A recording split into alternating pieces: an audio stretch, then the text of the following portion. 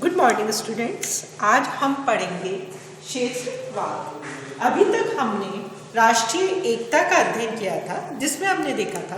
कि राष्ट्रीय एकता के मार्ग में प्रमुख रूप से बाधक तत्वों में एक तत्व है क्षेत्रवाद, अर्थात राज्य की जनता के मन में अपने क्षेत्र विशेष के प्रति अतिरिक्त लगाव का होना और वह उस लगाव के लिए यदि वह राष्ट्रीय एकता या राष्ट्रवाद को द्वितीय प्राथमिकता देता है या उसकी तुलना में क्षेत्रीय हितों को अधिक प्राथमिकता देता है तो वह क्षेत्रवाद कहलाता है और ये राष्ट्रीय एकता के मार्ग में हमें बाधक के रूप में दिखाई देता है। रामकुमार के अनुसार क्षेत्रवाद का अर्थ है विविध सामाजिक हितों की अभिव्यक्ति की दूरी, अर्थात क्षेत्रवाद का मतलब है कि जो हमारे सामाजिक हित है, जो विविध सामाजिक हित है, चाहे जाति से संबंधित हो, चाहे भाषा से संबंधित हो या भौगोलिक विकास से संबंधित हो या धर्म से संबंधित हो या क्षेत्रीय संस्कृति से संबंधित हो, यदि हम अपने सामाजिक हितों को अधिक महत्व देते हैं और उसकी अभिव्यक्ति को केंद्रीकरण बना लेते हैं तो वह क्षेत्रवाद कहलाता है। तो इस प्रकार से अपने जो क्षेत्रीय हित हैं उन्हें अधिक महत्व देना किसी भी सामाजिक हितों के आधार पर तो वह क्षेत्रवाद कहलाता है। अब हम क्षेत्रवाद की विशेषताएं देखेंगे, अर्थात क्या कारण है जो कि क्षेत्रवाद को विकसित करते हैं या क्षेत्रवाद को अन्य तत्वों से विभिन्न पृथक करते हैं। पहला है विशिष्टता की मौलिकता। यदि किसी क्षेत्र की जनता के मन में यह एहसास है कि वह अन्य क्षेत्रों की या अन्य भौगोलिक या राज्यों से विशिष्ट है किसी भी क्षेत्र में, चाहे वह आर्थिक क्षेत्र में हो या राजनीतिक क्षेत्र में हो या जातीय अर्थात सामाजिक या धार्मिक या भाषा के आधार पर, यदि क्षेत्र की जनता अपने को विशिष्ट महसूस करती है और वह ये महसूस करती है कि अन्य क्षेत्रों की तुलना में उसकी विशिष्टता न केवल पृथक है, न केवल मौलिक है, बल्कि उत्कृष्ट भी है, अर्थात यदि वह दूसरों को अपनी विशिष्टता या दूसरों को हीन और अपनी विशिष्टता को महत्वपूर्ण मानती है, उच्च मानती है, श्रेष्ठ मानती है, तो वह क्षेत्रवाद को उत्पन्न करते हैं या क्षेत्रवाद का की एक विशेषता के रूप में हमें दिखाई देते हैं। इसके साथ ही साथ हम देखते हैं कि यदि किसी क्षेत्र विशेष की जनता अपनी क्षेत्रवाद के प्रति प्रतिबद्ध है और वह प्रतिबद्धता उसे राष्ट्र की या राष्ट्र की प्रतिबद्धता से विलग करती है, राष्ट्रीय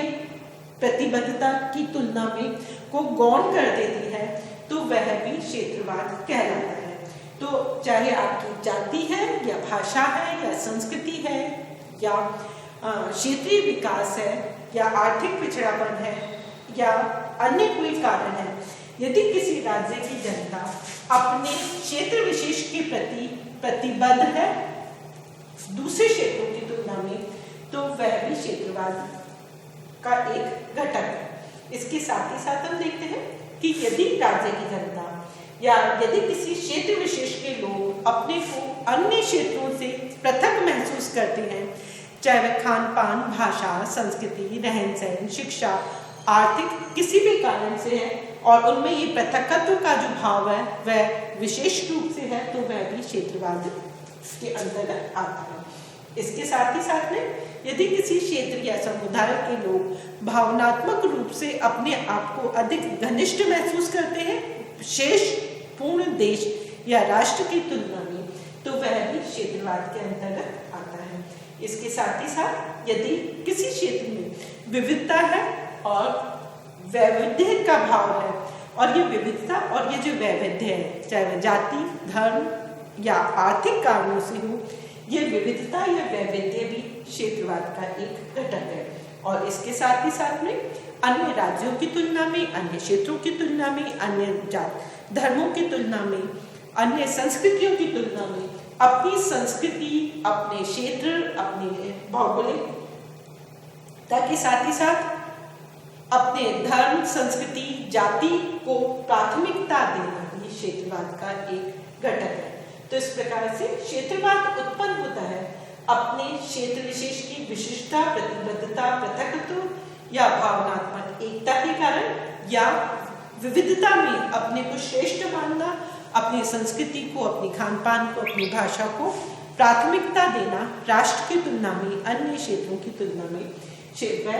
सभी कुछ क्षेत्रवाद के अंतर्गत आता है। स्वाभाविक सी बात है, यदि हम राष्ट्र की तुलना में अपने क्षेत्र विशेष को प्राथमिकता देंगे तो वह राष्ट्रीय एकता के लिए, राष्ट्र के विकास के लिए, राष्ट्रीय पहचान के लिए एक समस्या उत्पन्न करता है। तो अब हम देखेंगे कि ऐसे कौन से कारण हैं जिसके कारण की कुछ देशों में क्षेत्रवाद की भावना हमें दिखाई देती है जबकि अन्य क्षेत्रों में हमें दिखाई नहीं देती है। स्विट्जरलैंड भी एक देश है जहाँ पर न केवल भौगोलिक विविधता के साथ ही साथ में वहाँ पर विभिन्न राष्ट्रीयताओं के लोग भी निवास करते हैं, अलग अलग भाषाएं भी बोलते हैं, पर वहाँ पर ये समस्या को उत्पन्न नहीं करता। लेकिन भारत के अंतर्गत हम देखते हैं कि राष्ट्रीय एकता या राष्ट्रीय एकीकरण में क्षेत्रवाद एक बाधा बना हुआ है। तो वह कौन से कारण है जिसके कारण कि भारत में क्षेत्रवाद की समस्या उत्पन्न हुई? उसमें सबसे पहला है राजनीतिक विरासत। स्वतंत्र भारत में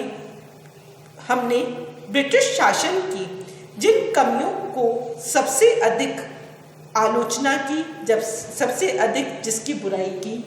स्वतंत्र भारत के पश्चात हमारी सरकारों ने उस राजनीतिक विरासत को लगभग उसी रूप में स्वीकार कर लिया। अपने हितों को प्राथमिकता देना या अपने स्वार्थों को प्राथमिकता देना, और सबका परिणाम यह हुआ कि भारत के अंदर हम क्षेत्रवाद की भावना को निरंतर विकसित होता हुआ पाने लगे। तो जो हमें ब्रिटिश शासन से, परतंत्रता से, गुलामी के कारण से जो बुराइयां हमें प्राप्त हुई थी उन्हें हमने राजनीतिक विरासत के रूप में स्वीकार किया, जो कि क्षेत्रवाद का एक कारण है। इसके साथ ही साथ हम देखते हैं कि आर्थिक कारण भी है। भारत में आर्थिक दृष्टि से देखें तो आर्थिक असमानता बहुत अधिक है। तटीय क्षेत्र का अधिक विकास हुआ, यद्यपि लगभग विश्व के सभी देशों में जो समुद्र के किनारे के बंदरगाह हैं या जो समुद्र के किनारे के क्षेत्र हैं उनका अधिक विकास होता है, परंतु भारत में यह समस्या अधिक हो रही और उसका परिणाम यह हुआ कि कुछ क्षेत्रों का तो विकास बहुत अधिक हुआ। आर्थिक औद्योगिकरण के कारण वहाँ पर शिक्षा भी अधिक आई, लोगों का जीवन स्तर भी अच्छा रहा, और जो शेष भारत था उनका आर्थिक स्तर खराब रहा। तो ये जो आर्थिक असमानता थी उसने भी क्षेत्रवाद की भावना को विकसित हुआ। कुछ जो राज्य पिछड़े रह गए उनमें संकीर्णता, उनमें हताशा, उनमें निराशा की भावना उत्पन्न हुई, उनकी आर्थिक समस्याएं भी थी जिसके कारण कि उनमें क्षेत्रवाद की भावना उत्पन्न हुई। इसके साथ ही साथ हम देखते हैं कि भाषा और सांस्कृतिक दृष्टि से भी भारत में बहुत अधिक विविधता है। उत्तर प्रदेश जो कि एक राज्य है, यदि उसका भी हम अध्ययन करें तो हम पाते हैं वहाँ पर कुछ किलोमीटर चलने के पश्चात न केवल भाषा बदलती जाती है, संस्कृति में भी कुछ कुछ अंतर आता चला जाता है। तो ये जो भाषा और संस्कृति की जो विविधता थी, भाषा और संस्कृति में की जो भिन्नता थी, उसने भी क्षेत्रवाद को उत्पन्न किया। इसके साथ ही साथ हम देखते हैं कि जो जाति संबंधी है, जो जाति है वह भी एक प्रमुख कारण है। भारत में शुरू में वर्ण व्यवस्था थी और धीरे धीरे जैसे जैसे कुछ और जातियां भारत में आती गई, उस सब का परिणाम यह हुआ कि भारत में अनेकों जातियां हो गई, और यह जो जाति थी यह न केवल खान पान या संस्कृति तक सीमित रही, यह वैवाहिक एवं रक्त संबंधों पर भी विभाजित करती रही। तो जाति की समस्या ने भी भारत में क्षेत्रवाद को उत्पन्न किया। कुछ क्षेत्र में कुछ जातियां बहुत अधिक वर्चस्व स्थापित करती थी और वहाँ पर अन्य जो जातियां थी उनकी स्थिति गौण थी, वे कमजोर थी, और उस सब का परिणाम यह हुआ कि जाति ने भी भारत में क्षेत्रवाद को उत्पन्न किया। जैसे कि पंजाब में हम सिखों को भी देख सकते हैं, सिख जातों को देख सकते हैं। इसके साथ ही साथ आकार में भी असमानता थी। भारत में जब राज्यों का पुनर्गठन किया गया तो अन्य घटकों को, अन्य तत्वों को अधिक महत्व दिया, जैसे भाषा या धर्म या संस्कृति, और उस सब का परिणाम यह हुआ कि कुछ राज्य तो छोटे छोटे रह गए और कुछ राज्य बहुत बड़े हो गए। जैसे उत्तर प्रदेश अपने आप में एक बहुत बड़ा राज्य था, मध्य प्रदेश और राजस्थान भी बड़े राज्यों में आते हैं, और कुछ राज्य बहुत छोटे रह गए। उसका परिणाम यह हुआ कि जो छोटे राज्य थे उनका अधिक विकास हो सका, और उनके अधिक विकास के कारण जो बड़े राज्य थे उनमें हताशा की भावना आई, निराशा की भावना आई, क्योंकि वहाँ पर प्रशासनिक व्यवस्था उतनी सुदृढ़ नहीं रह सकी जितनी कि छोटे राज्यों में रही थी। तो जो आकार में अंतर था और आकार के अंतर के कारण जो प्रशासनिक व्यवस्था में अंतर आया, जो आर्थिक विकास में अंतर आया, उसने भी क्षेत्रवाद की भावना को विकसित किया। या बड़े राज्यों का होने का एक लाभ यह भी था कि केंद्र की राजनीति में उनका वर्चस्व अधिक स्थापित रहा, वे अधिक शक्तिशाली रह सके, और उनकी शक्ति के कारण, उनके वर्चस्व के कारण भी छोटे राज्यों में हताशा की भावना उत्पन्न हुई।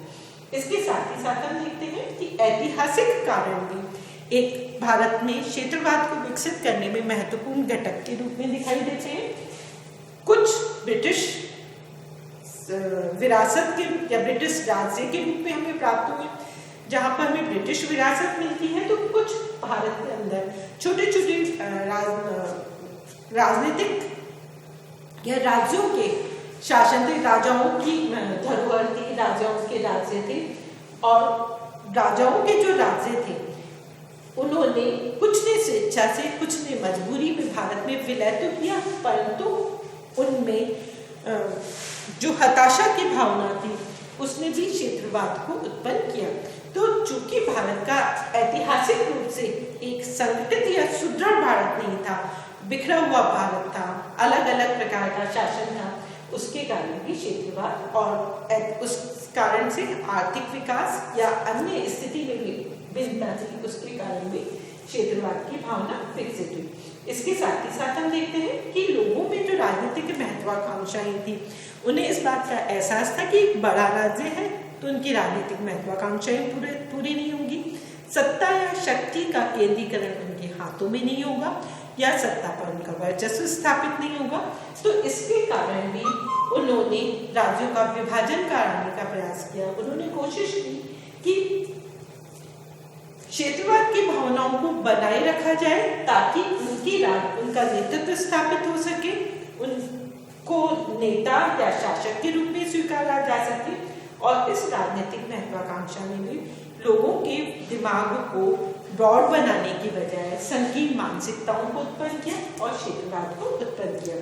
इसके साथ ही साथ हम देखते हैं कि पिछड़े क्षेत्रों में जो नवीन चेतना उत्पन्न हुई, एक लंबे समय तक जो शोषित और पिछड़े हुए राज्य थे, जैसे ही उनमें विकास होना शुरू हुआ और उन्होंने विकास की जो चमक दिखी, विकास के जो लाभ देखे, उस लाभ के कारण उनमें निराशा और हताशा की भावना उत्पन्न हुई। उन्हें इस बात का एहसास हुआ कि वे आर्थिक या राजनीतिक दृष्टि से बहुत अधिक, प्रशासनिक दृष्टि से बहुत अधिक पिछड़े रह गए। इसने भी, इस नवीन चेतना में भी उनमें क्षेत्रवाद की भावना को उत्पन्न किया। तो इस प्रकार से हम देखते हैं कि क्षेत्रवाद का अर्थ है विविध सामाजिक हितों की अभिव्यक्ति की दूरी बनाकर रखना। यदि हम अपने सामाजिक हितों को केंद्रित करते हैं, अपने सामाजिक हितों को ही महत्व देते हैं, राष्ट्रीय एकता की तुलना में या राष्ट्रीयता की तुलना में, तो वह क्षेत्रवाद के अंदर आता है। और ये उसकी विशेषताएं थी, और ये थे भारत में क्षेत्रवाद के उत्पन्न होने के कारण। अब हम कल की कक्षा में देखेंगे कि भारत में क्षेत्रवाद के क्या क्या परिणाम हुए, क्या क्या हमें कठिनाइयाँ और किन किन हमें समस्याओं का सामना करना पड़ा। तो धन्यवाद। आज आपको इनमें किसी भी प्रकार की समस्या हो तो कल की कक्षा में आप अपने प्रश्नों के बारे में पूछ सकते हैं। Thank you. जय हिंद।